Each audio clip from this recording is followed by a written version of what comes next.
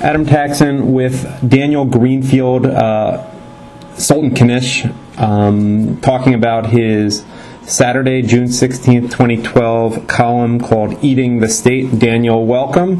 Where does the future of the nanny state lead? As we've been getting a lot of publicity about this lately from Michelle Obama and Michael Bloomberg in particular. Where does it lead?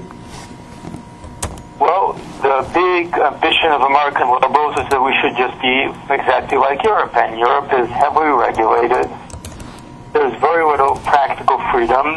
You can, of course, write blasphemies against the two non-protected religions, just, of course, not against Islam. But your life is completely regulated top-down, and this is what's being implemented. It's a process that has accelerated under Obama, but it's been underway under Democratic presidents. It's even been underway under Republican presidents. Tell us how... sorry. Go ahead. If you really go back to the whole idea of the communists originally had, was that we were going to control the means of production. Now, why do you control the means of production? In order to control the people who need that production. When it comes to food, once the government takes control of the means of production, it also controls people who consume that production. Tell us about the bizarre situation that is going on now in Sweden, a country that liberals like to point out as a paradise. Sweden is very, very crazy. People don't really understand how completely crazy Sweden is, but as a sample of the craziness, a left-wing party in Sweden, one of the left-wing splinter parties, has called for banning standing urination for men because for health reasons, or amazing. So they claim in any case. But really that makes a certain degree of sense, because once you've regulated everything else, once you've told people what exactly they can eat, like Bloomberg is doing, like Michelle Obama is doing, once you've told people how they can transport the food in the supermarket, they can't use plastic bags, once you've told them everything else, once you've controlled the food from the moment that it's planted to the moment that it's eaten, well then what else is left? Right. You bring up a case, and this will be a good history lesson for listeners and readers, a case called Wickard v. Filburn. Can you explain how that fits into all of this?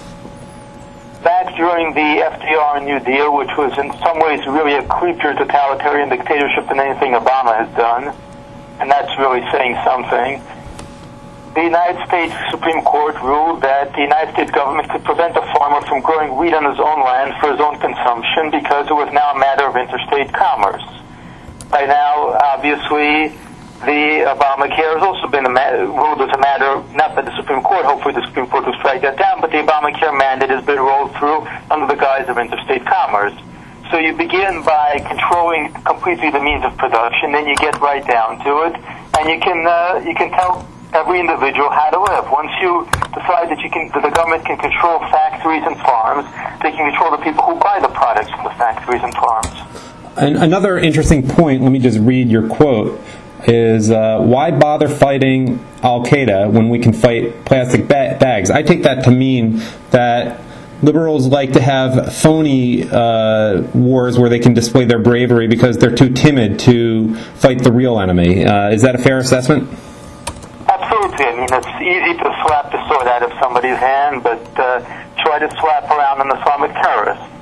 But even more beyond that, they're concerned with totalitarian repression at home. They're concerned with domestic totalitarian repression against a country's natives more than they are concerned about Islamic terrorists. Islamic terrorists are actually a tool for them in some ways to divide and intimidate the population, but it's the population that they're concerned with controlling.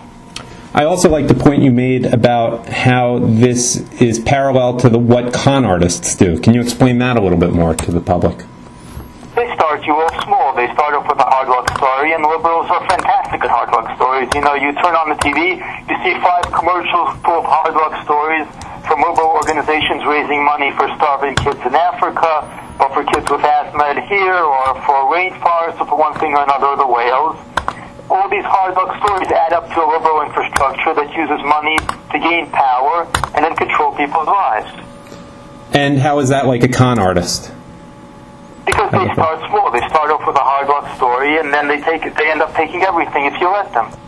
One final point, which I had not thought of. You seem to suggest that the emphasis on preventive care and phony health issues results in a lot more work for unionized workers, surprise, surprise, and this is going on at the same time that there isn't enough acute care out there.